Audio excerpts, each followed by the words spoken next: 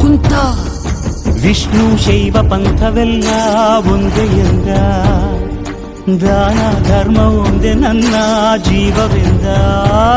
ಕುಲಮತಗಳನ್ನು ಸಮ ಎಂದವನು, ನೆಲ ಜಲಗಳನ್ನು ಉಸಿರೆಂದವನು, ಹೊಸ ಚರಿತೆಯ ಬರೆದನು ಕೆಂಪೇಗೌಡ.